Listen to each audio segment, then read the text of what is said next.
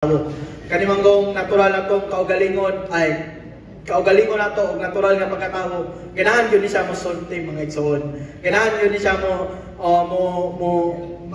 hatag sa iyang mga opinion, sa iyang mga preference, sa iyang mga gusto o dili gusto. Apan kinahanglan sa iglesia dai mga igsoon kay wala ni luna ning atong natural nga pagkatao mga igsoon. Manang i-connect ako sa MR, kinahanglan ta maminaw di ay sa atong espiritu mga igsoon.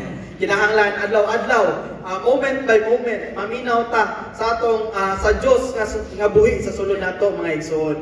Diha atong opinion, atong mga gusto kay mapugnan yun na siya mga igsoon.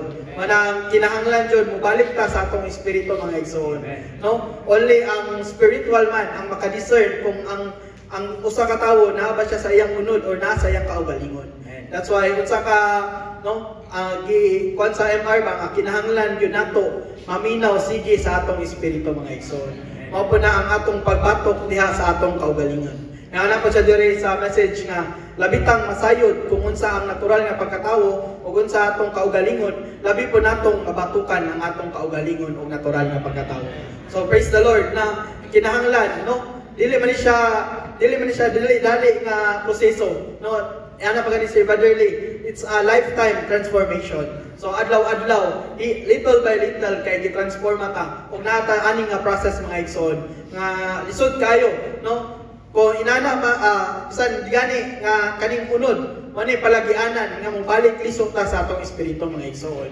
Manay palagianan nga mobalik ta diha sa Dios. Ang no bisan si Pablo ano siya sa Romans ana siya nga wretched man that I am. O kana kinsa daw makahawa niya aning lawas nga makasasala. Manang no bisa labaw na ta no sa atong tinan-awan pa lang atong sinultian labaw na makasasala.